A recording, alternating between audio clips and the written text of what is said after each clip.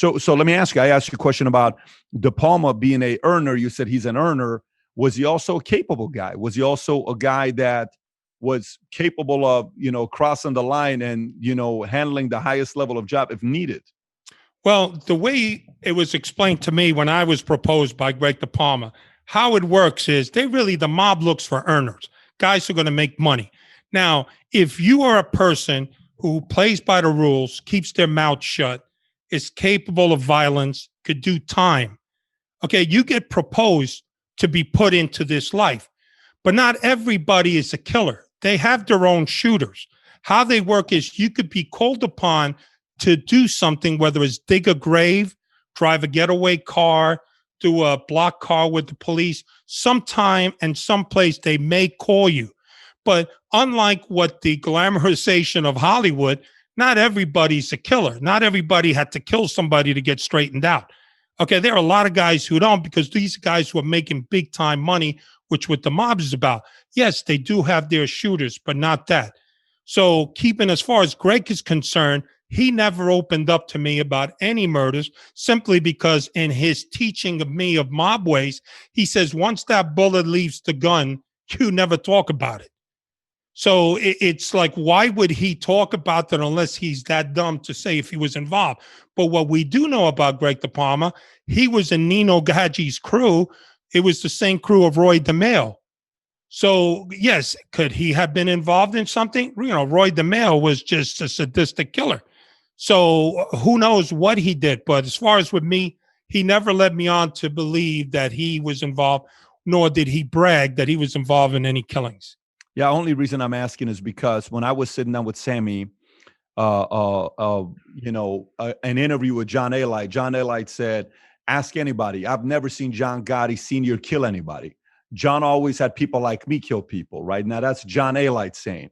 Then I went and brought that up to Sammy. Sammy said, let me put it to you this way. Gotti, if he had to, I don't know if he did or not, because, Sammy's such a true mafioso. He's not going to, even if he knows the answer, he wouldn't say it because it's not his style to do that, because he still fully respects the code. What it was, obviously, minus what happened years ago. He said, don't get it twisted. John Gotti is very, very capable, because if he needed to do something, he would do it. He's not somebody that you want to think that he wouldn't do it.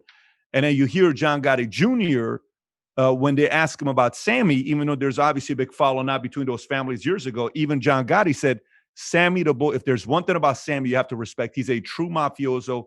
Everyone knew he was capable. So that's what I'm asking, was De Palma somebody that was a capable person, that he could have done something, or was he just a guy that was making money? From what I know, he was a moneymaker. Okay. Right, he was strictly a moneymaker. He had the Westchester Premier Theater, but he also had access to shooters, just like what you mentioned. Why get your hands dirty when you can get somebody to do that for you?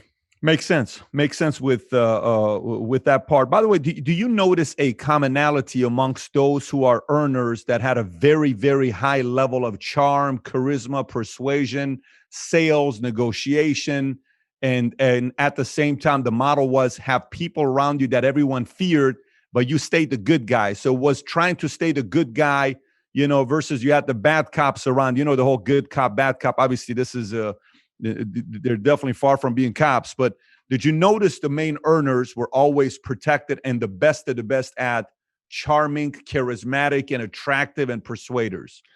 Absolutely. Spot on with that. These guys were more polished. Like in the mob, there's your gangsters and there are your racketeers. Racketeer is a polished guy. If you are an individual who makes a lot of money, you do surround. Look, you're only allowed to exist because they let you exist and they guard you to exist. So obviously you're going to have the muscle around you, and you could also call on that muscle, because if you're working with the mob, by all means that they're going to say there's a problem, he's not going to get his hands dirty. He'll go see his skipper or his soldier and say, look, we got an issue here. They'll handle that for him.